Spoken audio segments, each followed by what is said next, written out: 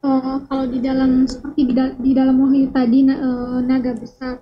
Terus Iya. kalau misalnya seandainya saya ingin mengkhotbahkan hal itu, terus saya tidak mempunyai cukup keberanian dan juga tidak begitu menguasai tentang alegori itu, apakah saya boleh menafsirkan seperti biasa saja, Pak, tanpa harus mengalegorikannya? Nah, ada beberapa orang yang menafsirkan perjanjian lama itu apa adanya, tanpa dia melambangkan. Nah, orang-orang seperti ini itu tergolong sebagai Kristen aliran premilenianisme. Artinya bahwa kitab Wahyu itu diterima mentah-mentah seperti teksnya. Jadi nanti kalau misalnya ada naga yang keluar dari dalam laut, itu nanti memang nyatanya bahwa di akhir zaman itu akan ada seekor naga yang muncul dari dalam laut. Itu bukan lambang, tapi itu memang betul-betul naga nanti yang akan muncul. Nah, jadi penafsiran secara harafiah untuk kitab Wahyu biasanya itu di didukung atau menjadi pola penafsiran kelompok Kristen premilenium.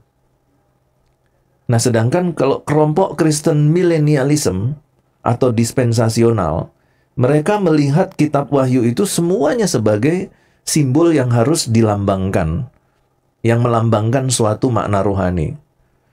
Jadi seperti kalau naga itu melambangkan iblis gitu ya. Laut itu melambangkan kekaisaran Romawi dengan wilayah kekuasaannya. 10 kepala itu berarti 10 raja Romawi yang memerintah saat itu dalam masa kekaisaran Nero dan lain sebagainya. Nah, itu mereka melihat hal-hal yang seperti itu sebagai lambang, simbol. Nah, nanti kita akan belajar tentang simbol memang. Bagaimana menafsirkan simbol. Pak, saya nggak mengerti, Pak, tentang simbol-simbol itu. Apakah saya bisa menafsirkan apa adanya yang dari teks itu? Bisa. Kalau kamu melakukan itu, berarti kamu tergolong Kristen premilenialism. Ada nggak, Pak, orang-orang yang seperti itu? Ada. Misalnya kerajaan 1000 tahun yang ada di dalam kitab Wahyu.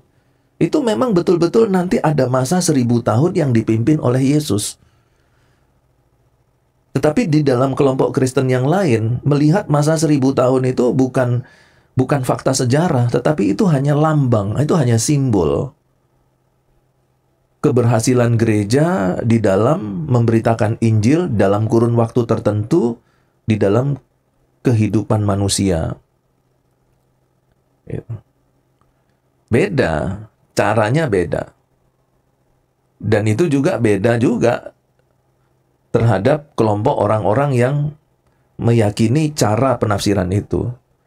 Jadi ada kelompok premilenialism, ada kelompok milenialism, ada kelompok postmilenialism, bahkan ada juga yang menambahkan kelompok amilenialism. Jadi ada yang bilang ada 3, ada yang bilang ada 4. Nah, masing-masing kelompok itu memiliki cara penafsiran yang berbeda-beda tentang kitab Wahyu tadi. Dan yang Putri tanyakan itu adalah cara penafsiran kitab Wahyu dari kelompok premilenialisme. Begitu.